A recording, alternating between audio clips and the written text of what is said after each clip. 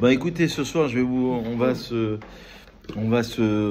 faire un petit point sur la paracha qu'on va lire cette semaine, paracha Toldot, qui est une paracha passionnante.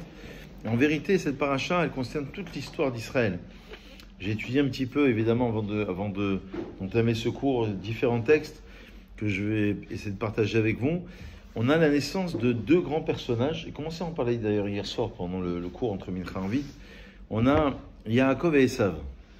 Yaakov, c'est les deux jumeaux. Les parents sont Yitzhak et Rivka. Yaakov va donner naissance au peuple d'Israël. Et bien sûr, Esav va donner naissance à tous les ennemis, enfin une grande partie des ennemis d'Israël. Destruction du temple par Esav. On considère que ce sont les Romains, d'accord, de l'époque. Esav ou Édom. Et ensuite, on a, bien sûr, ensuite on a les croisades, etc. Donc, on a une opposition. On peut dire que la description de ces deux personnages, on pourrait dire, mais quel est le lien avec nous? Nous, on est quand même des dizaines de siècles après. Pourquoi relire cette paracha? En quoi elle est en rapport avec notre actualité? Alors, pour le dire simplement, c'est que Yaakov et Esav, on considère que ce sont deux nations, deux religions différentes, deux idéologies, deux philosophies qui vont s'affronter tout au long de l'histoire. Pourquoi on dit que la maman elle préférait Esav? Le père préférait Esav. Le père il préférait Esav parce qu'en vérité, pour plusieurs raisons. Parce que non seulement ils avaient le même trait de caractère, Yitzhak et Esav, la Midatadin, mais en plus, alors on peut déjà rentrer dans l'explication. Le Harizal comprend que Yitzhak, pourquoi il veut absolument bénir Esav? Parce qu'il voit tous les futurs convertis. Par exemple, selon le Harizal, il voit qu'il y aura descendants Rabbi Meir, Rabbi Akiva, Onkelos, qui va traduire la Torah en araméen. Il va avoir tout ce potentiel. Il va se dire, donc, il y a chez Esav le prophète Obadiah, qui vient de la terre de Édom. Et Esav ou Édom, c'est la même chose. Donc, il voit tout ce potentiel. Il se dit, mais si Esav, il réalise sa mission, il va devenir un très grand personnage. En vérité, d'après le Ramchal, Esav, il aurait été même à un niveau supérieur. Parce que, on se rappelle que la description de la Torah, c'est quoi? C'est que Yaakov Ishtam Yoshev Ohalim, c'est un homme qui est intègre, assis dans les tentes. Il est dans la synagogue, il est dans l'étude, il est dans la prière, dans la concentration. Voilà, ça c'est la mission de Yaakov. Esav, c'est l'homme des champs.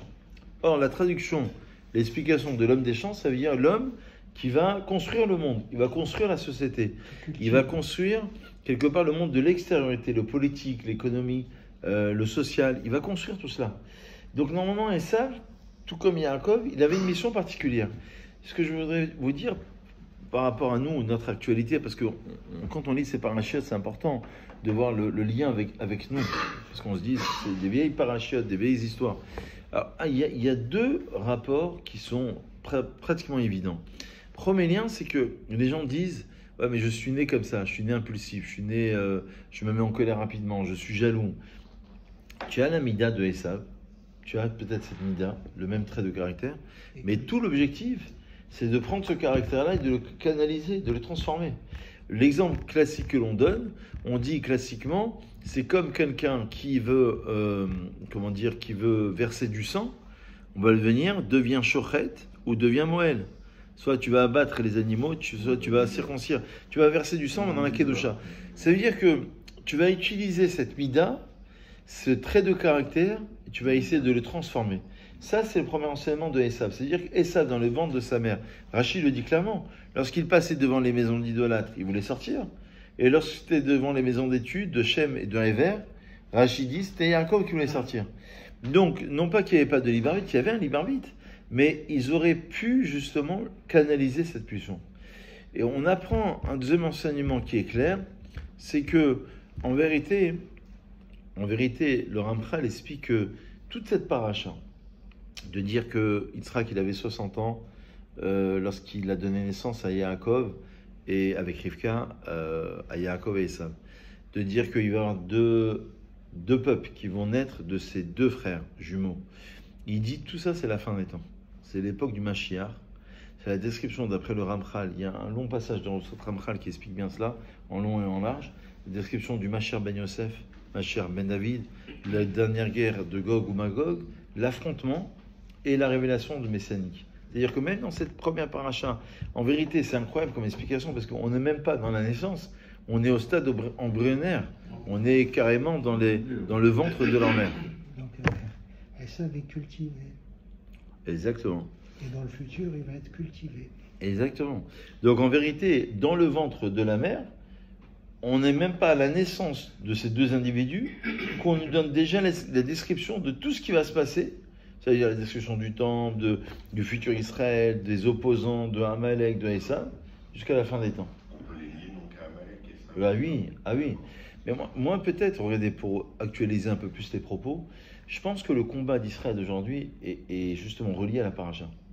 C'est-à-dire qu'on dit qu'Israël a trois noms. Il y a Yaakov, il y a Yaakov qui s'appelle Israël. En vérité, Oui. celui qui porte le nom de Israël, c'est Yaakov, le premier personnage, donc troisième des patriarches. Ensuite, il s'appelle Yeshurun. Yeshurun, c'est Yachar Nun, la droiture du 50. 50, c'est l'aboutissement. Ça veut dire c'est lorsque la révélation messianique. C'est l'aboutissement, il y a plusieurs lectures, mais c'est une des lectures possibles. Yachar, il est dans la droiture de la révélation du 50e portique. On est à la fin des temps. Yaakov, c'est le début de l'histoire. C'est un peu Israël en galoute, en exil. Yaakov, c'est le talon, parce qu'il tenait le talon de son frère. Et ça veut dire la ruse aussi. Mais est-ce que le peuple juif n'est pas plus proche de Esav, justement, aujourd'hui? Finalement, est-ce qu'on n'a pas suivi Esav? Parce qu'on est plus dans le réel, dans le monde du bas, finalement, dans la construction, dans l'économie, dans le travail, dans l'argent. Est-ce que finalement, on n'a pas suivi plus la voie de Esav? Au niveau technique, il faut savoir que Ça, c'est l'humanité. dans Yaakov, il y a une dimension de Pnimiyut et de Chesoniut, et chez Esav aussi. Alors je m'explique. Chez Yaakov, il y a une dimension d'une réalisation dans l'intériorité et de l'extériorité. Et chez Esav, la même chose. Ça veut dire que, généralement, Yaakov a une mission qui est dans l'intériorité, dans l'étude, etc. Et Esav, c'est à l'extérieur. Mais dans Yaakov, il y a une double dimension. Il y a aussi, tout en restant attaché à la synagogue, il y a ceux qui vont construire la synagogue et ceux qui vont, je sais pas, aider des pauvres. Donc il y a une réalisation aussi, on va dire intérieure mais extérieure, parce que ils sont pas vraiment dans l'étude ou dans la prière, mais ils vont être dans ceux qui vont donner de l'argent par exemple, ou ceux qui vont financer, ceux qui vont construire. Donc ils vont être dans l'extériorité, mais de l'intériorité. Et il y a aussi chez Esav l'intériorité de l'extériorité. La Kabbalah, elle parle très souvent de ces notions-là, de Pnimiyut dans la Chesoniut et Chesoniut dans la Pnimiyut. L'extériorité dans l'intériorité, l'intériorité dans l'extériorité. Tu vois qu'il y a plusieurs détails, il y a plusieurs niveaux. Mais c'est vrai que la Gemara appelle Esav comme étant un juif renégat, Yehudi Moumar. C'est parce qu'à l'origine, c'est un juif. Je voudrais dire quand même, il y a une nuance quand même importante, qui est vraiment, vraiment fondamentale. C'est qu'Ishmaël, donc l'origine des Arabes, c'est que Ishmaël, il va naître d'une femme, d'une servante, d'une autre femme. Donc fils d'Abraham, mais une autre femme, Agar, la servante. Alors que Esav, il va naître dans le ventre de Rivka. Il y a quand même une différence majeure. Et le Midrash relève cette différence en disant que l'un est appelé Oyev et l'autre est appelé Sodé. Et on dit, mais c'est quoi? Oyev et Sodé, ça veut dire un ennemi. Les deux, ce sont deux ennemis. Bon, alors c'est deux termes différents. Les deux termes renvoient à deux niveaux différents. C'est deux formes d'ennemis. Il y a le Ishmaël, et je crois que vraiment, je voudrais l'actualiser ce propos, c'est que le Ishmaël, c'est qu'il veut prendre la terre d'Israël. Mais il y a une Alors, curiosité. évidemment, on ne peut pas faire trop de caricatures, on peut pas faire. Il y a plusieurs. D'accord, il y a plusieurs niveaux, plusieurs. Mais en tous les cas, Ishmaël, il a une mission. C'est qu'il va reprendre la terre, par exemple. Mais il y a- Alors que chez Esav, alors j'explique une seconde, c'est que chez Esav, il veut carrément, c'est une haine qui est viscérale, c'est un Amalek. C'est-à-dire qu'il y a une haine, par exemple l'antisémitisme, on sort du CRIF hier soir, où on nous expliquait qu'il y a 12% de Français qui sont antisémites actuellement, on nous expliquait qu'il y a moins de 1% de Juifs en France, et que 57% des actes sont antisémites. C'est énorme. Moins de 1% de Juifs, et plus de 50%, 57% pour être précis. C'est énorme, ça explose. Alors, il y a une haine antisémite l'antisémitisme n'a pas lieu d'être, il n'y a aucune raison, mais relié au pouvoir, soi-disant à l'argent, soi-disant à la gloire, à la place, Mais la haine de Amalek et de Esav, elle est viscérale. Elle n'a pas de raison. C'est-à-dire que même s'il n'y a rien, c'est une haine. D'ailleurs, le Midrash va l'appeler ainsi. Et c'est pour ça que je dis c'est un grand sujet d'actualité. Je crois que c'est le combat d'Israël d'aujourd'hui. Et je l'explique tout de suite. Et le Midrash va dire Halacha Esav sonale Yaakov. Halacha, c'est-à-dire c'est un principe. Et une loi irréfutable, fondamentale, que Esav, il a pris en haine Yaakov. Pourquoi? On ne sait pas. Une haine qui est viscérale. Maintenant, chez Ishmaël, il peut avoir une raison. C'est pour ça qu'on dit qu'à la fin des temps, une partie de Ishmaël va revenir. On ne le dit pas chez Esav. Ishmaël, il écoutera Dieu. Voilà, et on dit même qu'il a fait Teshuvah parce que avec Abraham Avinu, avant que son père Abraham décède, Ishmaël il va faire Teshuvah. Donc chez Ishmaël, il y a une part, d'ailleurs, il y a un rapprochement plus étroit avec Ishmaël qu'avec Esav, contrairement à ce qu'on pourrait penser. Je parle pas du fanatisme, des extrémistes d'aujourd'hui, je parle pas de tout ça. Je parle de la religion en tant que telle. Elle est plus proche, la religion musulmane est plus proche du judaïsme que la religion chrétienne. Pour nous, c'est Avodazara. Donc, après, on peut en discuter, pourquoi, comment, etc. En tout cas, on est plus proche dans la manière de prier, la manière de manger, la manière de la relation avec Dieu, au niveau philosophique, je parle. Maintenant, c'est intéressant, parce que Ishmaël, évidemment, il y a un combat, mais chez Esav, le Chachamim disent il est encore plus sérieux ce combat avec Esav. C'est vrai que la fin des temps, il y a 4 exils, et c'est vrai que la fin des temps, c'est Ishmaël. C'est ce qu'on vit actuellement. Alors pourquoi je relis à Israël d'aujourd'hui? C'est que avant 48, lorsque les Juifs étaient en galoute, en exil, ils n'avaient pas d'État, pas de... alors le Juif devait ruser. C'est Yaakov. Yaakov, c'est Akev, c'est le talon. Et il doit ruser. Comme Yaakov dans le Parashat Toldot, il obtient les bénédictions, mais par ruse. C'est le Rav Hirsch qui donne cette explication, au XIXe siècle en Allemagne. Il explique que la mère doit ruser, elle doit faire tout un stratagème, vous allez relire dans la paracha, pour qu'il obtienne les bénédictions. C'est un peu le juif en galoute. Il doit ruser pour avoir la banque, pour avoir l'argent. Vous savez que certains, ils vivaient dans des ghettos, ils ne pouvaient pas exercer n'importe quel métier, ils n'avaient pas le droit de... etc., etc. Donc, il doit ruser. Quand Israël reprend sa place sur la scène internationale, je dirais que c'est 1948, c'est Israël qui commence à grandir, c'est roche. Du talon, dans Israël, il y a roche, il y a la tête. Du talon, il passe à la tête. Là, il commence à s'imposer. Et la fin des temps, pourquoi je dis que c'est relié à la fin des temps? Parce que le combat qu'on a aujourd'hui, contre le mal, contre l'extrémisme, etc., c'est d'abattre le mal. Et comme disent certains, de ne pas nommer les choses, c'est d'amener les peuples à la dérision, au désespoir total. En fait, c'est de nommer les choses. Qu'est-ce qui est bien et qu'est-ce qui est mal? On voit qu'aujourd'hui, pour nous, c'est clair. On voit que certains hésitent encore. Et certains, soit ils ne savent pas, soit ils ne veulent pas savoir, soit ils inversent carrément les rôles. Pour nous, c'est clair. C'est-à-dire, pour nous, Israël doit faire ce combat. Parce que en face de nous, c'est le mal. Et une fois qu'Israël fait ce combat, il amène le tikkun ha'olam, la réparation universelle. C'est pour ça que le combat de Yaakov et d'Esav dans cette paracha, l'affrontement de 2 nations, de 2 cultures, de 2 religions, de 2 idéologies, c'est un combat vraiment d'actualité. Et c'est le combat de la fin des temps. Pour arriver, en d'autres termes, je vais dire plus simplement, pour arriver au tikkun ha'olam, à la réparation universelle, il faut passer par l'extermination du mal. Or, l'affrontement avec le mal, c'est déjà de nommer, de définir qu'est-ce qui est mal. Alors ça c'est bien et ça c'est mal. Et l'existence d'Israël aujourd'hui sur plusieurs fronts, le combat d'Israël d'aujourd'hui, je crois que c'est ce passage de Yaakov à Israël, Israël à Yeshurun. Et Yeshurun, alors Israël c'est déjà la tête, c'est déjà énorme, c'est un peu Israël d'aujourd'hui, mais ensuite il doit écarter ce mal et vraiment être sur la scène internationale comme étant l'élément majeur. Et je crois que c'est vraiment c'est le combat d'aujourd'hui, quoi. Est-ce que ça vient Ils pas n'ont pas fini de nous haïr. Est-ce que ça vient pas d'Adam? Mais je pense qu'à un moment donné, moi je pense sincèrement, La vérité, elle va sortir. Emet Me'eres Ismar, c'est écrit dans les textes. La vérité, à un moment donné, elle jaillit. Pour l'instant, c'est le mensonge encore, je suis d'accord. Mais à un moment donné, 1 mois, 2 mois, 1 an, 2 ans, 10 ans, je ne sais pas combien de temps. Mais ça va jaillir, ça va ressortir que ce travail-là, car soit certains n'ont pas le courage de le dire parce qu'ils ont peur, soit parce qu'ils n'ont pas les moyens, soit parce qu'il y a l'électorat, je ne sais pas. Il y a plein de raisons, peut-être même des choses qui nous échappent totalement. Politiquement, on n'a pas toute la maîtrise politique. Mais ce qui est sûr, c'est que à un moment donné, à mon avis, ça rejaillit. Et c'est le travail d'Israël de la fin des temps. Il y a aussi un lien avec, quand même, avec le monde chrétien. Je pense qu'il y a une haine viscérale des Juifs, de toute façon, qui est ancrée depuis au moins.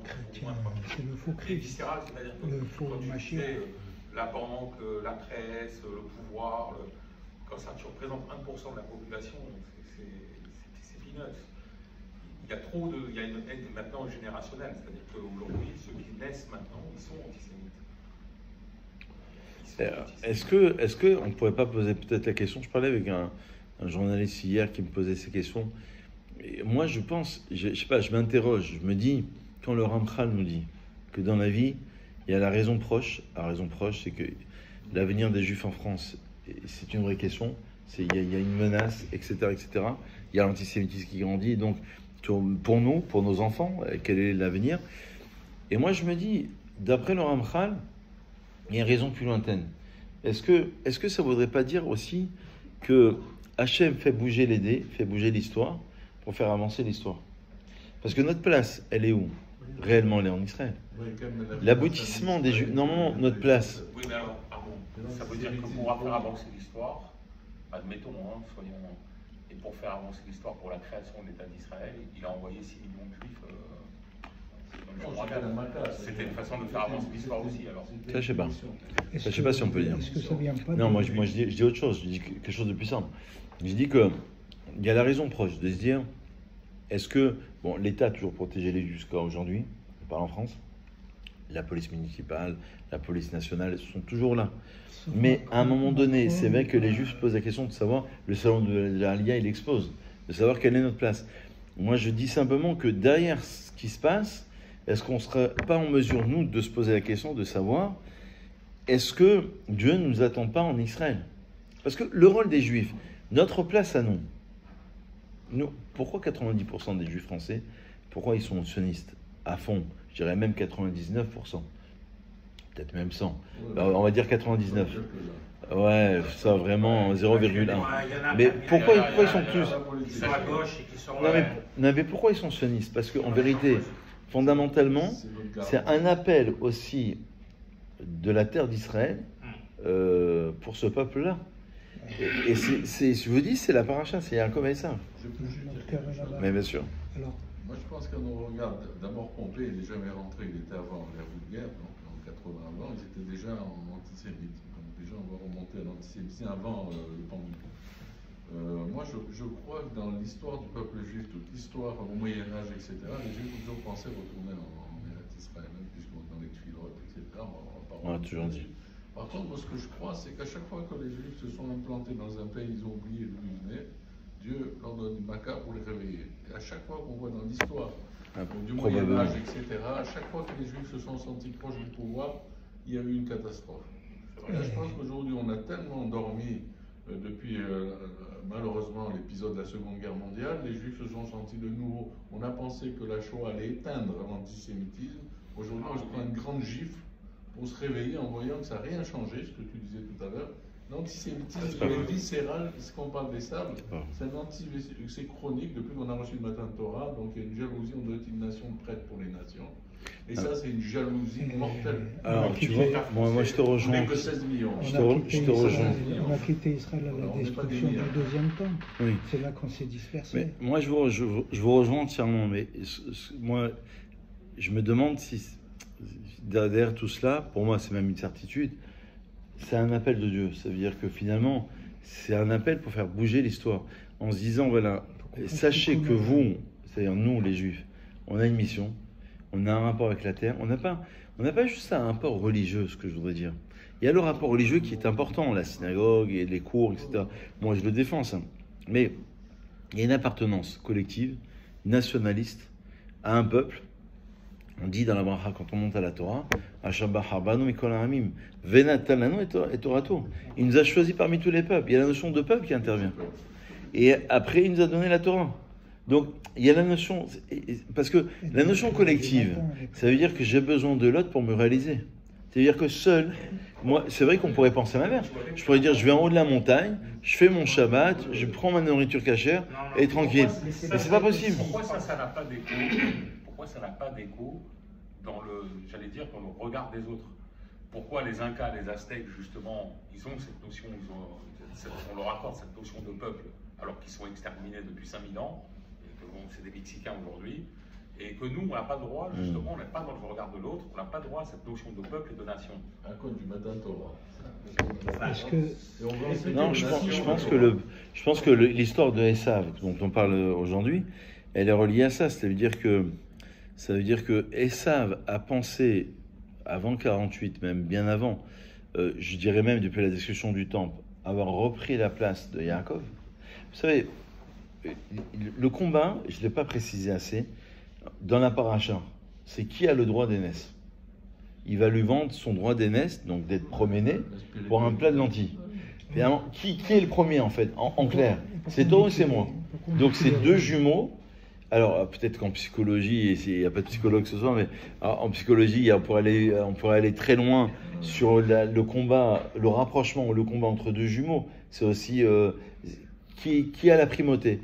Et dans l'histoire, alors j'arrive, mais dans l'histoire, en vérité, on va voir que quand le temple est détruit, Esav a considéré, Rome a considéré, qu'il y a le Nouveau Testament, il y a une nouvelle histoire qui s'écrit, et il faut tourner la page, et nous sommes les nouveaux juifs.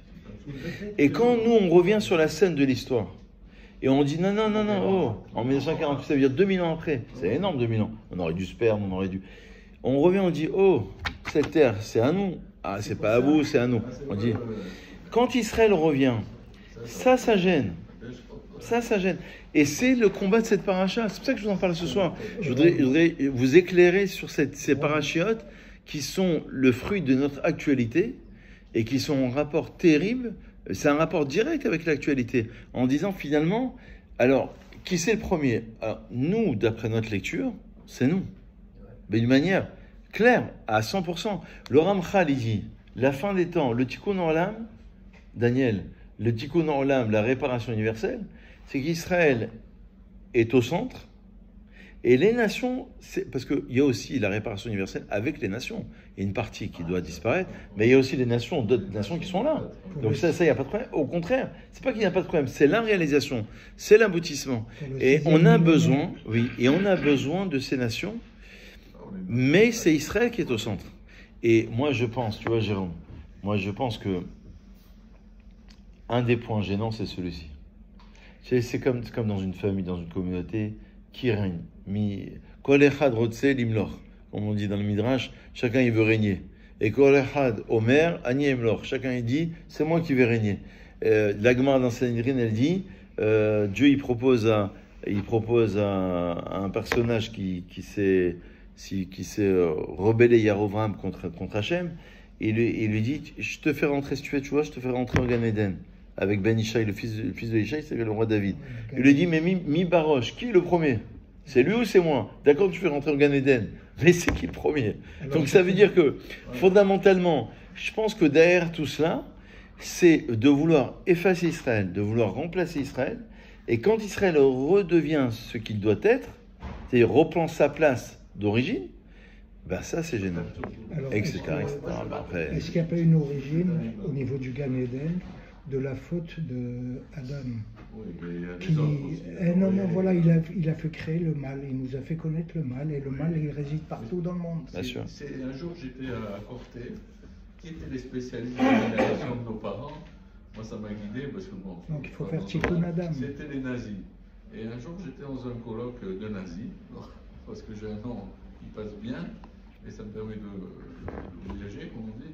Et c'était à Corté. Il y avait un colloque de nazis, un parti nazi autrichien. En Corse. Le Corté, il y a une université de nazis, de Naziland, de tout ce qu'on veut. Et j'aurais posé la question, mais qu'est-ce que vous en pensez? Pourquoi finalement le fondement du nazisme contre les juifs? Quelle est l'origine? Au niveau philosophique, même. On ne sait pas très bien, mais pourquoi vous avez ça? Il me dit, ils nous ont apporté la connaissance du bien et du mal. Avant, on n'avait pas cette différence entre le bien et le mal. On était tranquille, on pouvait massacrer, violer, enfin comme ils font aujourd'hui. les Juifs ont amené cette notion de moralité sur terre, et c'est un peu comme Adam et Ève, ce que tu disais tout à l'heure, le choix, l'arbre de la connaissance, de quoi? Oui, la connaissance bien, de quoi? de bien Donc, du mal. ils étaient tout nus, du bien et du mal. Donc la profondeur de l'antisémitisme vient de cette jalousie Voilà, c'est que ça. toutes les nations ont, parce Donc, qu'on leur l'origine apporte la est là. moralité, et la moralité c'est du travail sur soi-même. L'origine est là. Alors, comme je disais tout à l'heure, le cœur de l'homme est mauvais depuis la naissance. Bien sûr. L'origine est là. Regardez, le rabbi qui est mort là, il est mort il y a 2 jours. Là, tout le peuple juif pleure. Ah oui. Tout le peuple juif. C'est- Alors, Tout ce qui se passe, si on reprend le fil de l'actualité aujourd'hui, c'est peut-être des messages aussi, parce qu'on se rend compte aujourd'hui que les Juifs, dans leur entièreté, ils se rapprochent et d'Israël et de la Torah. pour le Dans ce Mashiach. moment difficile. Vous voyez ce que je veux dire? Non, mais moi je suis d'accord avec votre réflexion.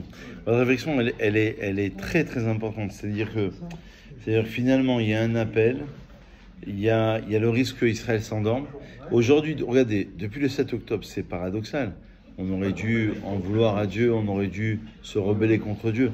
Et au contraire, le peuple juif, non seulement il reste debout, mais il revient vers Dieu. C'est-à-dire, alors il peut y avoir des crises à droite et à gauche, mais généralement, collectivement, il y a un sursaut. Il y a un sursaut du peuple juif, et ça, c'est dans la dimension collective. Voilà, Khazak, c'est juste en quelques mots. Le Mashiach.